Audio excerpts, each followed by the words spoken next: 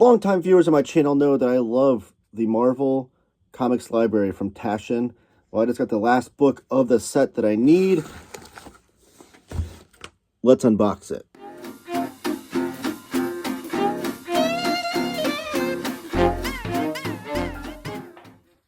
And we're back. So I got this in from Taschen, and they ship it in this box. I've done a few videos on these Taschen books on my channel, and I'm going to do more. I'm going to show off all of them when it's all said and done. But Taschen is a publisher in Europe that has been doing these wonderful Marvel Comics library editions. And these are what I've called the best way any Marvel or DC comics ever been reprinted. And it's true. It's beautiful. This book is massive. I'll do some size comparisons here in a second to show you how big it is. But this is a cool shipping box it comes in. If you order this from like an Organic Price Books or Cheap Graphic Novels or in-stock trades or something, this shipping box will be in another box and that'll be protected. But Taschen just sends it out right directly in this box, which is fine by me. I don't keep these boxes. I know some people do, but they are really cool. Like you can even see like the spine of the book, and then on the back, it's like the back cover of the book. I just don't have a lot of places to store boxes, and I like to have these books on the shelf out of the box. So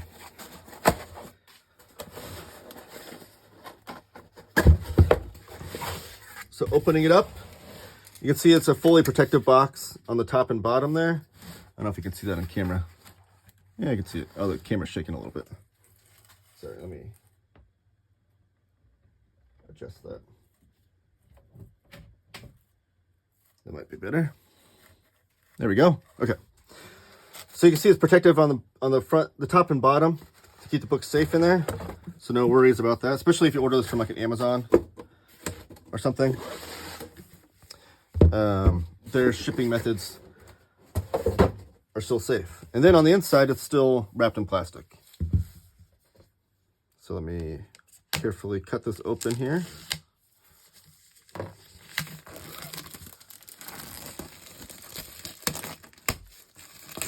And while you're waiting, please subscribe to my channel. I'm on the road to 3,000 subscribers, and you guys can help me get there. I'm trying to get to 3,000 by the end of the year, and it's a goal of mine. If you already are subscribed, the best ways you can help support me is to give this video a thumbs up or comment down below with any of your thoughts. That kind of engagement helps YouTube realize that they need to put this video in front of eyes that don't know this channel exists. So that'd be very helpful as well. So here's the front cover. It's the first issue of the X-Men volume, or issue number 1. Great Jack Kirby cover there. Here we have the spine. I have to say, I don't love the green for X-Men. And the red. I don't know, that's usually, when you think of X-Men, those aren't the colors associated with X-Men. I would have gone with a yellow and blue, possibly. But then they gave the Spider-Man spine a yellow. So, I don't know. Interesting choices. If you stay tuned till the end of the video, I am going to have a shot of all of the Taschen books and their spines together. So if you want to see what they look like on the shelf together, I'll have that shot for you. But they have a picture of Jean Grey right there. Then on the back cover, they have the cover to issue number 21, which is the last issue in this book. And if you don't, I don't know if you can see that on camera, but the cover has like a fabric type finish to it. So it's like matte, but it's like a fabric-y type feel to it. Now I'm going to turn the book sideways so I can do a size comparison just so you can see how massive this book is. Let me grab an omnibus. All right, this is the first omnibus I grabbed off the shelf. It's Dead Man by DC. So you see, if you're familiar with the trim size of a DC or Marvel omnibus, this is, you can see it's still very much taller than and wider than a DC omnibus, or Marvel omnibus, for that matter. And then a regular single issue comic. Let's do that. Here's an issue of Electra Assassin. And you can see that it is very much taller than and wider than it. So these are massive, massive books. turn it around carefully and then open her up. Let's put it right here. All right, so you open it up to these bright yellow end papers, which are just blown up panels. Like that's like eye-searing yellow. Like it's such a bright look. It's hurting my eyeballs looking at it. Now they are all numbered. I got a really low number. That's interesting. So the first printing of all these are limited to 5,000 copies, and I got number 834. I think that's my lowest number of the Taschen editions.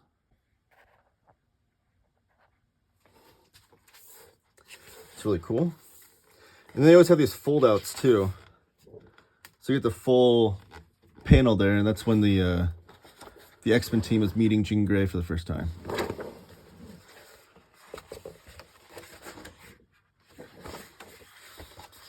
Now we have a foreword by Chris Claremont. So these books always have a great foreword, and they're like very extensive and long essays. So this is Chris Claremont writing about an era of X-Men that he didn't have a hand in creatively, but maybe he was reading as a fan. Really look forward to reading this. You have some original art pages here. Here's a great blown up image right there. There's some gutter loss on the image, but unfortunately, but just having a great big blown up panel like that's awesome. Trying to see if there's a glare on the screen. It's kind of hard to get this book in the shot because it's so big. Here's another original art page. Fabian Icier is another writer of X-Men that wasn't writing during this era. And this is really extensive because he's probably talking about other instances of mutant being a type of character in fiction. And then the strange ones, this is is it Ditko? Who is this? Opposite. X-Men weren't the first time mutant have been mentioned. Story, strange trio. It doesn't even credit the artist on that. I think that's a Ditko though. Correct me if I'm wrong, but I'm pretty sure it's a Ditko story. But it's the first time that mutant was a mutant type character was ever created in a Marvel comic. All right, so now we got the some more images. We got Tales of Suspense cover here of a character named Cyclops. So just some fun little anecdotes about first times that these characters were mentioned. This is oh, that's awesome. Okay, so this is a Jack Kirby panel that Roy Lichtenstein swiped for one of his famous panels and images, and Roy Lichtenstein didn't credit any of the comic artists he swiped, so it's interesting to have that on there.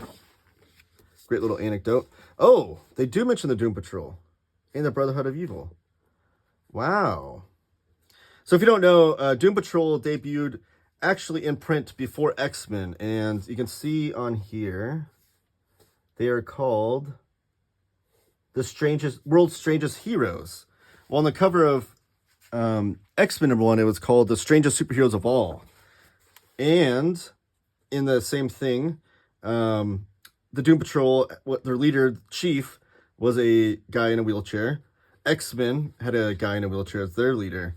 So there's kind of a lot of historical conjecture about whether Stan Lee ripped off Arnold Drake's idea for the Doom Patrol. They also had the Brotherhood of Evil and the Brotherhood of Evil Mutants and X-Men. So there's some interesting parallels there. Now, Doom Patrol did see print before X-Men #1, but it was so, like, X-Men #1 would have had been in production. Would not have had enough time to be in production for Stan Lee to see Doom Patrol #1 on the stands, and then go and make X-Men.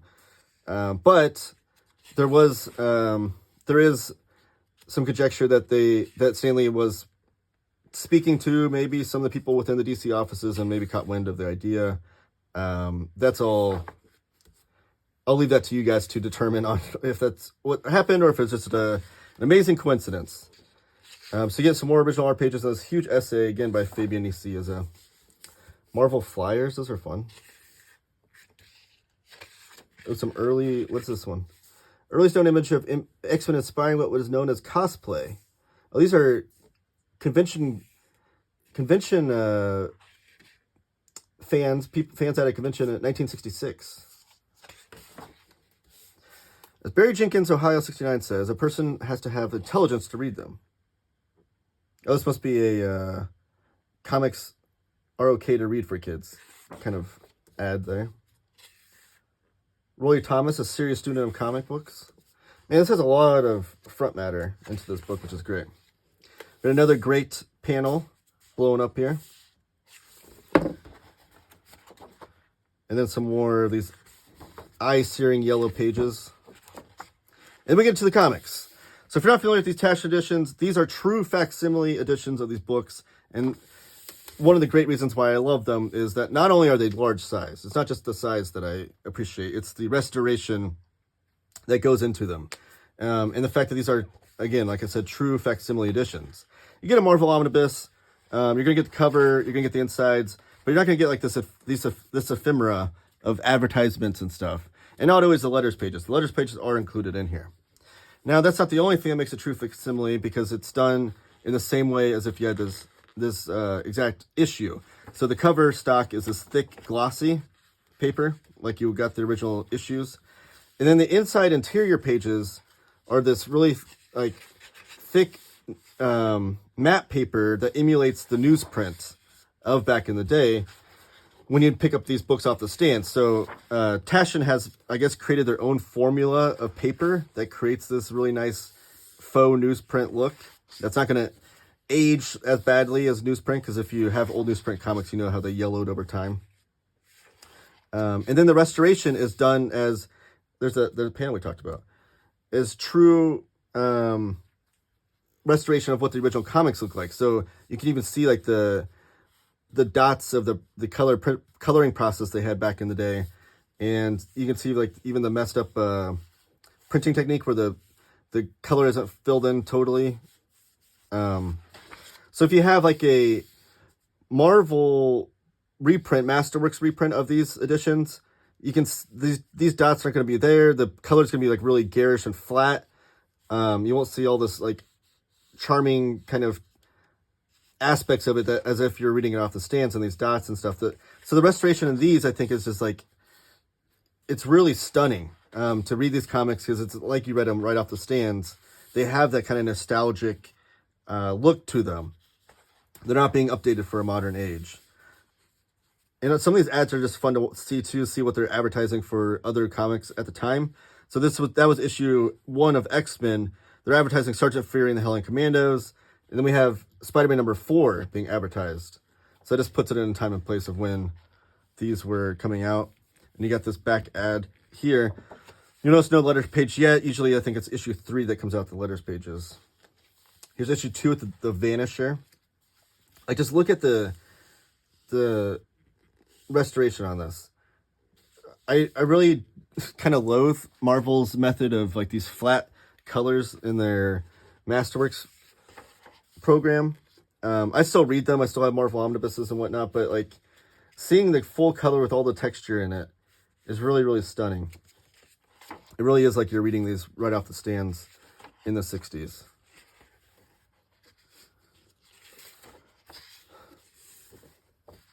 And this collects issues 1 through 21,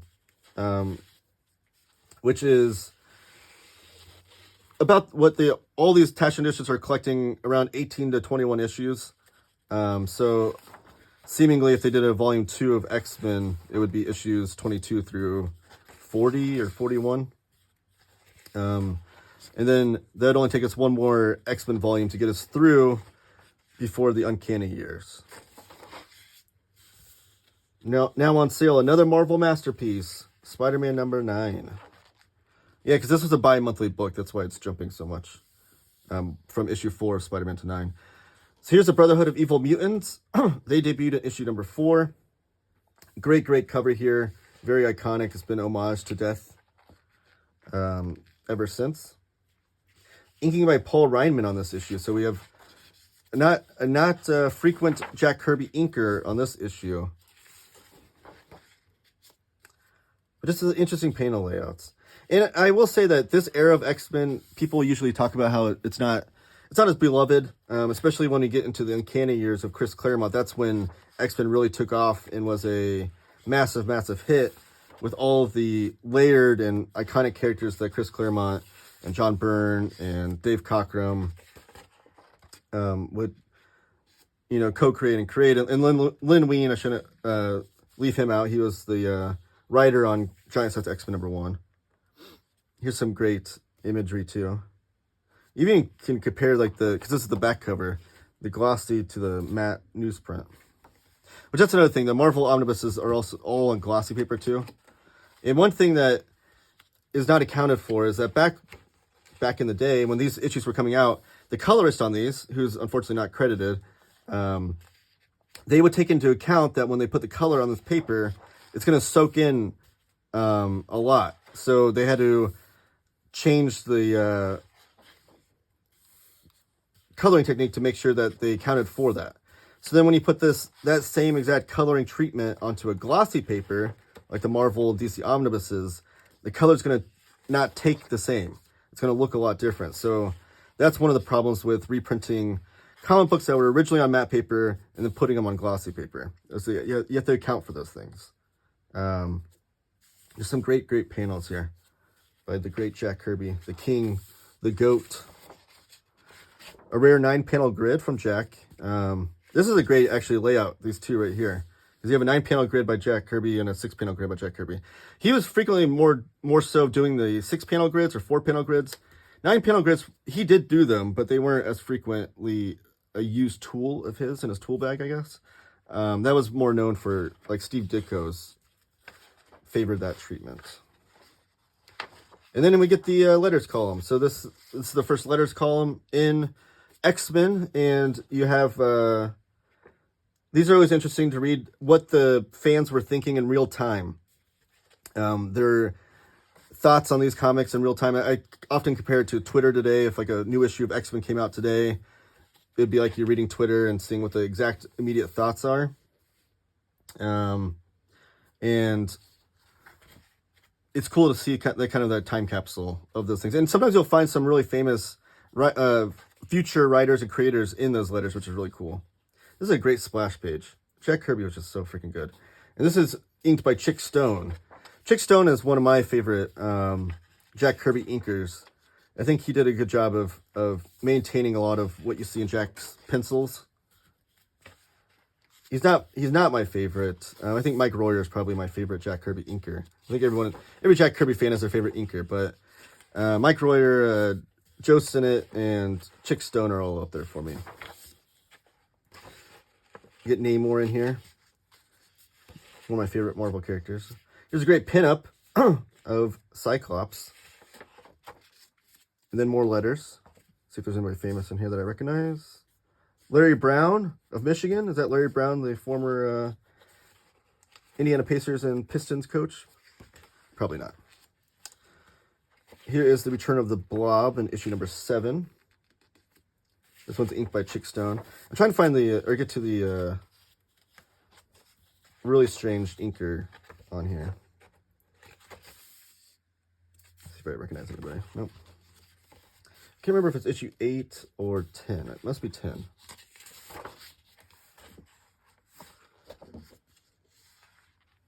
Yeah, that's issue number 9.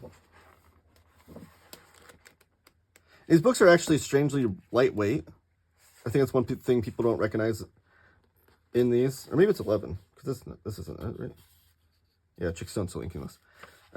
These books are really lightweight. I think it's because of paper stock.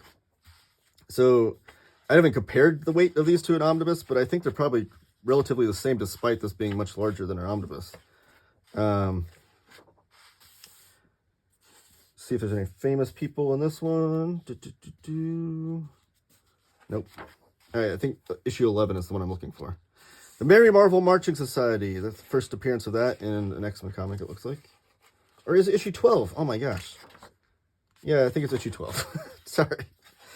But these are truly just a great way to read these comics. You probably do need to put them on a table to read them because they are very large, and you need a special bookshelf to put them on.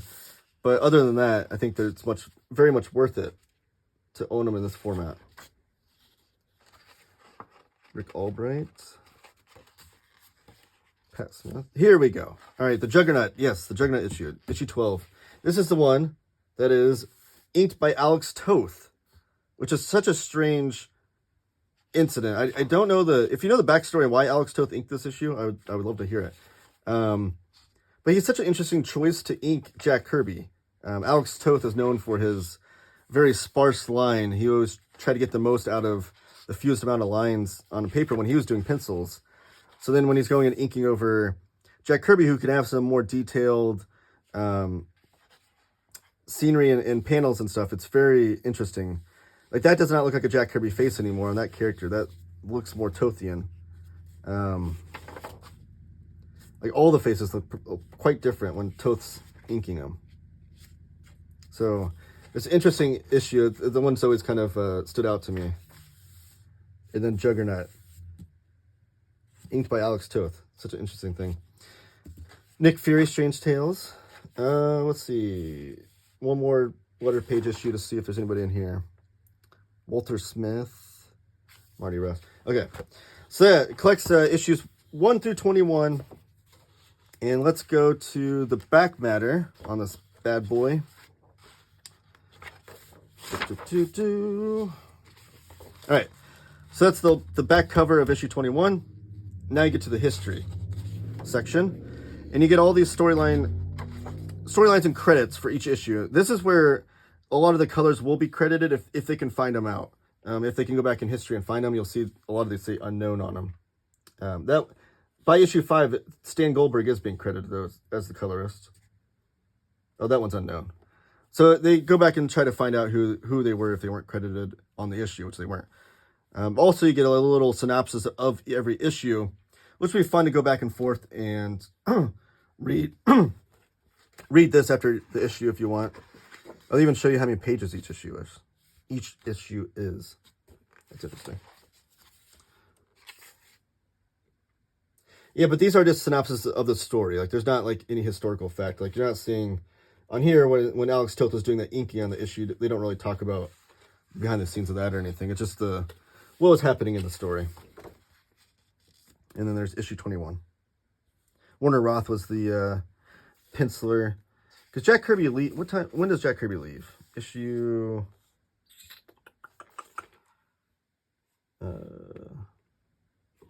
he's still doing that one, Okay, so 17. So Jack Kirby pencils the first 17 issues, and then Warner Roth jumps on 18, 19, 20, and 21. So there you go. The next volume would have some, I don't know if next volume or the third volume of X-Men, if Taschen were to do it, would have some great Jim Steranko and Neil Adams artwork in it, which would be amazing to see in this format. And here's another great blown up panel. Here's a original art piece of the Jean Grey, or Marvel Girl, I should say, pinup. And here's some biographies of the people that worked on this book, as far as like the pencilers, inkers, writers, editors, that kind of thing. Oh, Wally Wood inked. He must have inked an issue. I didn't catch that. I'll have to look back at that in a minute after this video. Here's another pinup of Magneto. And then the reproductions, they explain the reproduction process. The comics is the CGC. Oh, I guess CGC, they must have opened up some slabs to look at some of these comics, because they are scanned in from original issues. And then the acknowledgments. So that is X-Men. Now I'm going to show off the spines of all the Taschen editions. All right, so you can see the beautiful spines from all the books here. You can put these in any order. By order of release, I guess they came out Spider-Man Volume 1, and then Avengers, Fantastic Four, X-Men, and then Spider-Man Volume 2, and Silver Surfer, but I chose to put the Spider-Mans together. There is an Avengers Volume 2 that is coming out this month, so that'll probably be slotted in after Avengers Volume 1. You can see each spine has the character chosen for the spine. So Spider-Man, since that's a solo title, you're only going to get Spider-Man. It is a Steve Ditko piece, though, and I do wonder if they do a Spider-Man Volume 3, if it'll be a John Romita senior piece, since Steve Ditko finished his run with these 2 volumes. But on the Avengers Volume 2, we have Captain America on the spine there. And Fantastic Four, we have The Thing, so I'm assuming we'll get another member of the team on Volume 2, which I hope. That's the one I want the most. And then on X-Men, we'll probably get another character as well. Silver Surfer, I do have a video on that on my channel if you want to go look at it. I don't think there'll be a Volume 2 for that one because that's a one-and-done volume. It collects the entire Lee Buscema run. I don't think it's really necessary to continue on with that title, but that's just me. But each of them they have great spines, great designs. They do come with ribbons. I don't know if I mentioned that as well. And I also do want to point out that these books are just incredibly stunning, and you have to see them in person. I hope that I showed them off in a great way in the video, as good as I could, but you really do want to see these in person to get the full effect of how beautiful and amazing they are. So that is the spines. Everyone, please give this video a thumbs up. Subscribe if you haven't already. Comment down below with your comments and thoughts on these books. I really appreciate that.